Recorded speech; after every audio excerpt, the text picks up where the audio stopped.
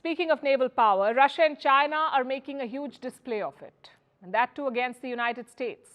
Last week, they carried out a joint operation. Russia and China carried out a joint operation. Their vessels moved towards the US. Around 11 of them. They sailed towards this location, Aleutian Islands in Alaska. Now, Alaska is a strategically important American state. It doesn't border mainland US. At the same time, it has a maritime border with Russia. So Alaska is vulnerable, which is why last week's operation was so daring. Experts say it is unprecedented. Such a large flotilla has never sailed towards the United States. They're calling it provocative and aggressive. So two questions here. What was the flotilla doing there? And what is Washington doing about it? On paper, it was supposed to be a joint exercise between Russia and China, just an innocent patrol. China says it was not targeted at a third country, but the Americans are not buying it. They have responded in kind. The US has deployed 4 destroyers near Alaska. It has also sent a reconnaissance plane. So America means business. But Alaska was not the only provocation. China was targeting the Philippines as well. On Sunday, 2 Filipino vessels were running a supply mission. They were heading to the Spratly Islands. It is located in the South China Sea. It is claimed by multiple countries, including China and the Philippines. So on Sunday, 2 vessels were headed there, the Spratly Islands. But one of them never made it. It was intercepted by a Chinese coastguard ship. Take a look at what happened next.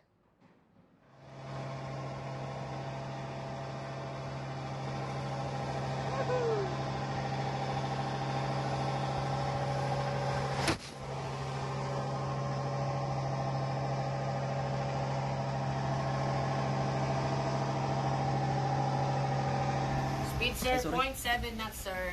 Starboard back 1. Starboard back 1.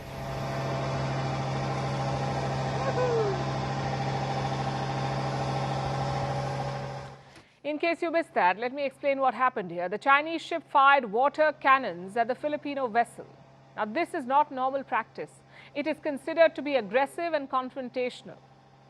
And what did the Philippines do? The ship could not complete its supply mission. Also, Manila summoned the Chinese envoy. It condemned China's actions as excessive and offensive. Listen to this.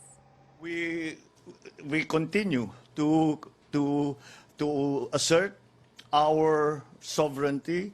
We continue to assert our territorial rights in the face of all of these challenges, and consistent with the international law and UNCLOS especially.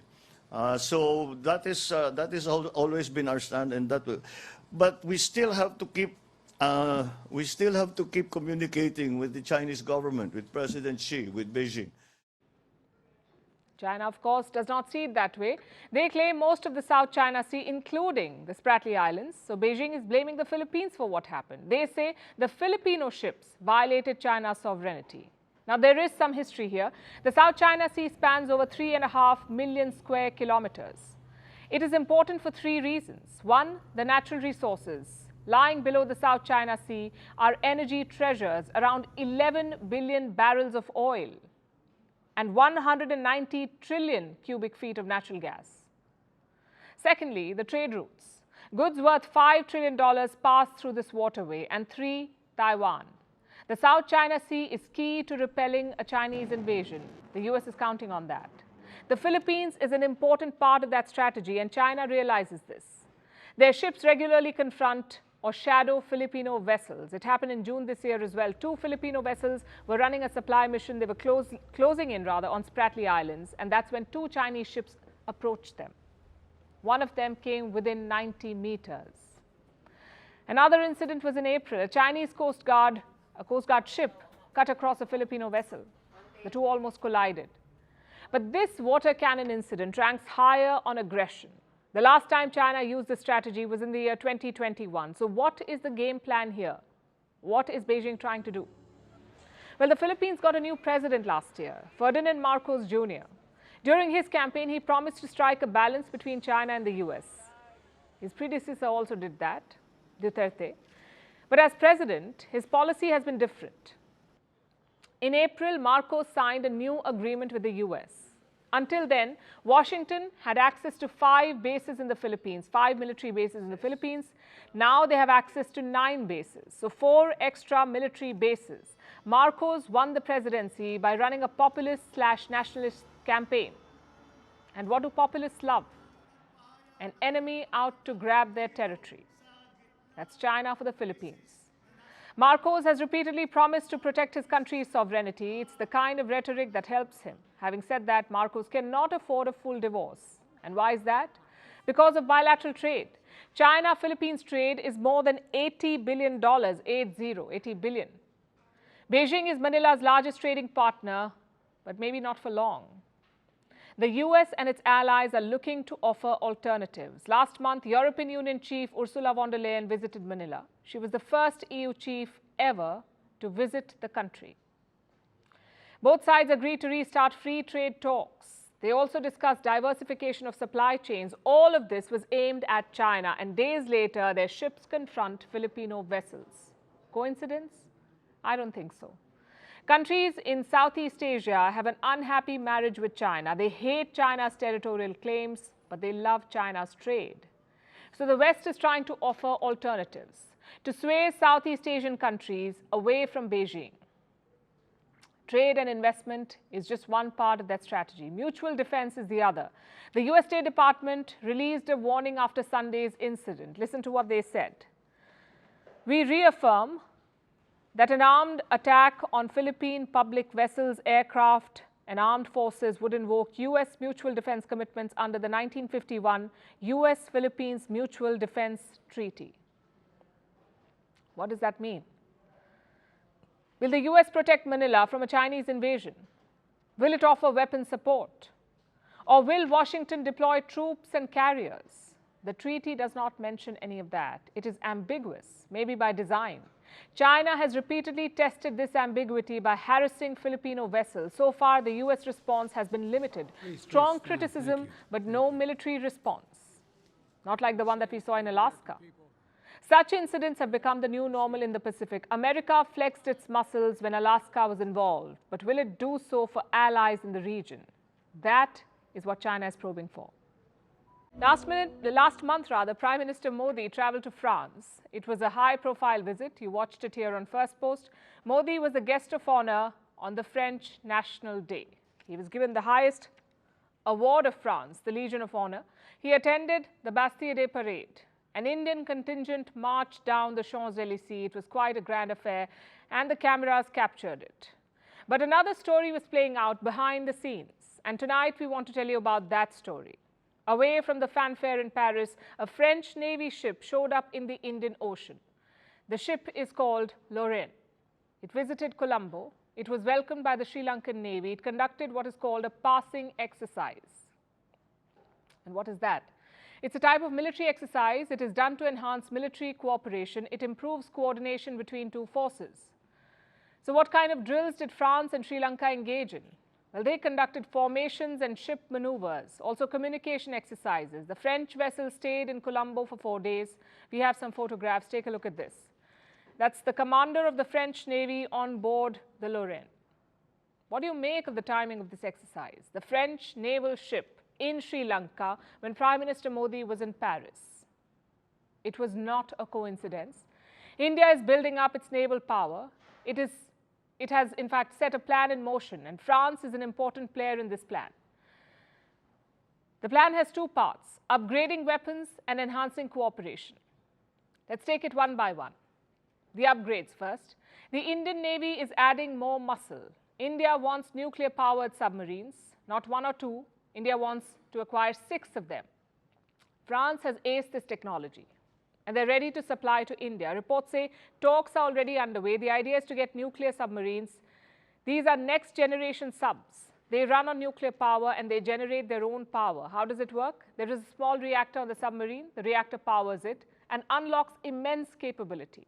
Nuclear submarines have limitless range. They're difficult to detect and they travel fast. The older submarines needed refueling, so they had to surface often. They could not remain submerged for long periods of time. They could not go for long missions. But a nuclear submarine, a nuclear-powered submarine, does not have this weakness, which is why India needs it. Reports say New Delhi is prioritizing this purchase. Earlier, the Navy wanted an aircraft carrier. It was supposed to be called the IAC-2. That stands for Indigenous Aircraft Carrier 2, IAC. Indigenous, meaning they wanted to build one at home. The carrier was supposed to be designed and manufactured in India, but for now that plan is on hold. Apparently, the focus now is on smaller ships and stealthy submarines, like the ones that France wants to provide. And why is Paris interested in arming the Indian Navy? There's big money involved, of course. We don't have a figure, but given that we're talking nuclear submarines, it could run into millions of dollars. Plus, France has some history. It was supposed to build such nuclear subs for Australia. The deal was for 12 submarines worth $66 million, but it did not happen. France was betrayed by its own friends. In 2021, a military alliance called AUKUS was announced. AUKUS stands for Australia, UK and US. They sprung a rude surprise on the French. Australia pulled out of the deal with France. It signed up to procure subs made by America and the UK. France called Australia's move, quote-unquote, a stab in the back and a betrayal. It lost the money, also the chance to build an alliance in the Indo-Pacific. So France has turned to India, and India could use their technology, so it's a win-win for both. New Delhi has cleared the purchase, but the final agreement is yet to be locked. Both sides are confident about pushing this through. So that's one part of India's plan, upgrading the weapons. The second part is expanding cooperation. The French visit to Sri Lanka was all about this. We saw more action last week. This time, 2 frontline ships of the Indian Navy sailed to the Pacific. They docked in Port Moresby. That's the capital of Papua New Guinea. So the Indian ships made a port call. They engaged with local officials. What were Indian Navy ships doing in the Pacific? Again, there is a French connection. Last month, during Prime Minister Modi's visit, India and France made a deal. They agreed to expand cooperation in the Pacific. The joint statement said India and France are quote-unquote resident powers and key partners with vital stakes in the Indo-Pacific. They promised to work together, and soon enough, the Indian Navy made a port call in the Pacific. The result is the Indian Navy's port call, like I said, not the first of its kind and certainly not the last. But these events mark an important shift in India's posture.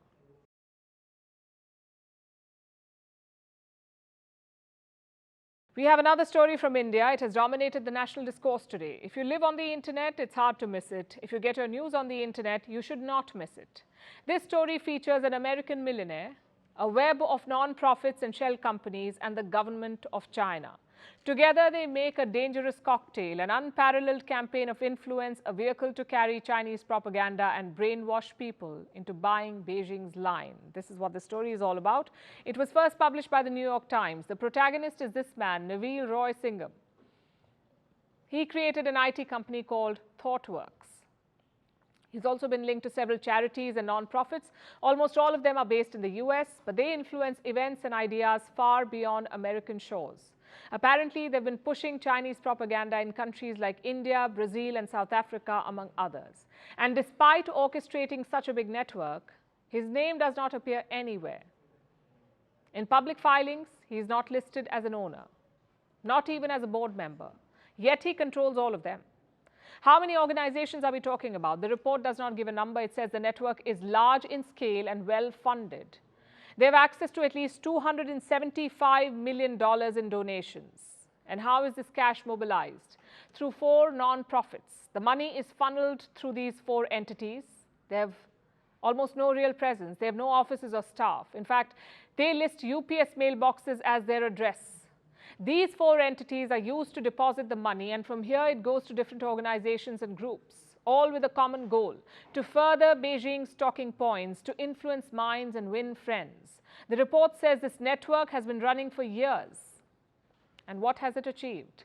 Meetings with US congressional aides, training politicians in Africa, backing election candidates in South Africa, and organizing protests in cities like London. They've been able to do all of this, but none of it matches what they've done with news. This money also went to news organizations of all descriptions, YouTube channels in the US, a publication in Brazil, and a news website in India, and many more outlets across the world. They all got this money. What for? For amplifying China's position. It is a sinister network and not the first or only of its type. China is known to do stuff like this, to run influence campaigns the world over. There are two parts to their operations. Part one, where they deploy traditional tactics like public diplomacy and media.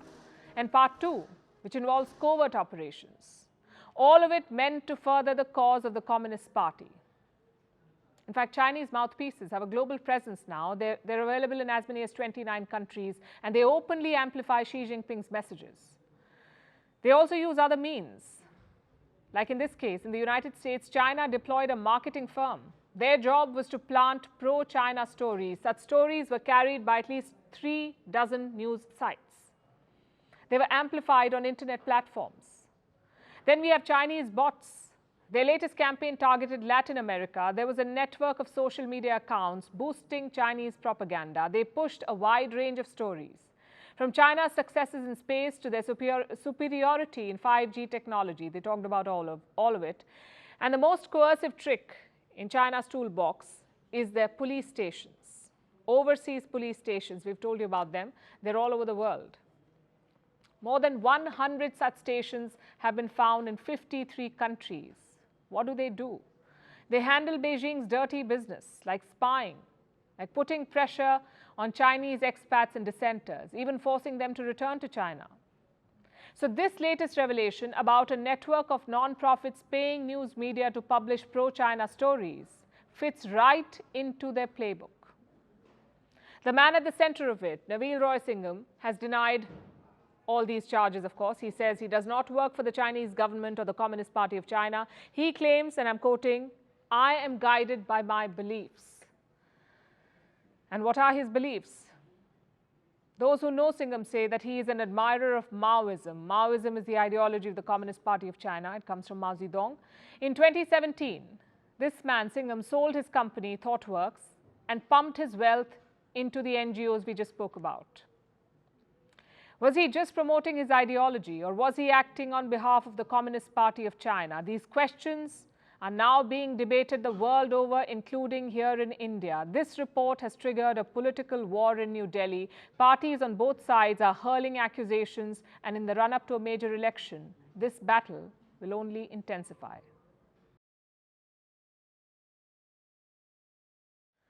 And here in India, there is talk of importing wheat. It's usually no-go territory. If India is importing wheat, it means something is wrong, very wrong. The question is what? For starters, prices are up. Wheat prices in New Delhi increased 12% in the last 4 months. This is a 6-month high. Plus, the output is below expectation. The government projected around 112 million tons in harvest. The actual output could be lower.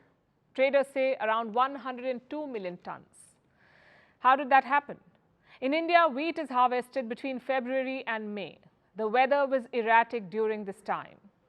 Maybe that's why the output is low. Whatever the reason, the government has decided to act. Senior officials say a number of options are available. They highlighted 3 of them. Number 1, lowering the import duty on wheat. Number 2, abolishing the import duty, no tax. And number 3, tweaking the stock holding limits, basically setting a limit on how much wheat can be held. Now, why is this important? Importing and exporting is common for every country. So why is wheat an exception? Because India does not import wheat. At least the government does not. The private sector is free to buy wheat from abroad, but this carries an import duty of 40%. 40% tax for importing wheat in India. The government says we could slash this or abolish it completely. How would that help? Well, if you reduce import duty, more quantities will be imported. More imports equal more supply. More supply equals less price. It's a chain reaction. If it happens, it would be very, very significant. India is only the 174th biggest importer of wheat. In 2021, the trade was worth just $23,000. That's negligible. But do you know what will be even more significant? If the government decides to import wheat, that would signal danger. Let me explain. India's annual wheat demand is around 108 million tons. Almost all of it is produced locally. India also has a reserve stock of 28 million tons, so importing was never necessary. We never had to do it. We had enough wheat. But after the war in Ukraine, some traders were spooked. The supply of fertilizers has been affected all over the world, not just India. Climate change was in overdrive and global demand was rising. So what did India do? In May 2022, that is last year, New Delhi banned the export of wheat. India said we need to preserve our output. And now there is talk of importing. Some reports mention a deal with Russia to buy 9 million tons. New Delhi says there is no such plan. But let's look at the trajectory of things. First, wheat exports were banned. Then export of non-basmati white rice was banned. And now there is talk of removing import duty on wheat. If you add all of this, what do you get? There is concern about food prices in India, about inflation. India has largely escaped this problem in 2022. Inflation was high, but it was not out of control. The Reserve Bank of India announced multiple rounds of interest hikes. But by April this year, they were paused. And the reason was quite simple. India's inflation had cooled down. It was below the RBI's upper limit of 6%. In fact, in June, it was 4.8%. So the rate hikes were stopped. There was even talk of a cut in interest rates. But all that could go out the window. Why? Because of food prices. Take a look at these numbers. Tomato prices were up 176% last month. Rice, salt, milk and pulses were up more than 10%. So chances are July inflation was much higher. We will know the exact number on the 14th of August. That's when last month's inflation data will be released. I'm sure the RBI is watching all of this. Their next policy meeting is this week. And on Thursday, the new rates will be announced. From the looks of it, the RBI will be hawkish. Experts say they could in fact increase the inflation outlook for the next quarter. And if that happens, it will affect India's recovery. So the wheat situation is not an isolated one. It is part of a larger problem in the Indian economy, the problem of rising food prices. We can debate the reasons. Climate change, the Ukraine war, supply chains, all of it has played a part. But it's more important to look ahead, to address these problems going forward, because last year, India had promised to feed the world. Now we are talking about importing wheat. The trajectory is far from ideal. And now it's time for Vantage Shots, images that tell the story. Starting with the United States of America, a massive fire broke out at a plastic recycling facility. Officials have issued a health alert due to hazardous air pollution. In Alaska, an entire house collapsed in the Mendenhall River after record glacier flooding. And Italy's coastguard rescued more than 50 migrants after 2 shipwrecks. The rescue operation took place off an island in the Mediterranean Sea. And finally, what makes the 7th of August significant? On this day in 1960, the West African nation of Ivory Coast gained independence from France. It became a French colony in 1893. In 1958, Ivory Coast became a self-governing independent republic within the French rule. We're leaving you with that. Thank you for watching. We'll see you tomorrow.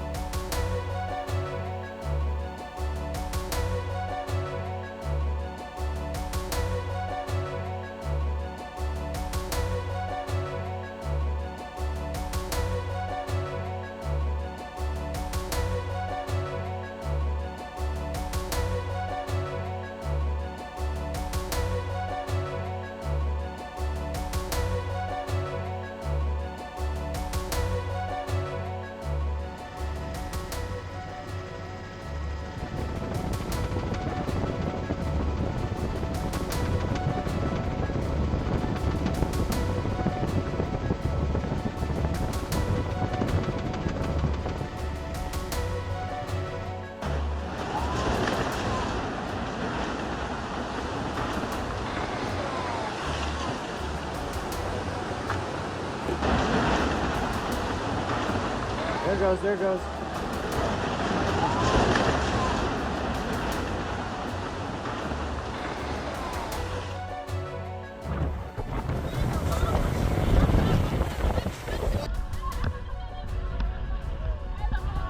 Recuperali tutti.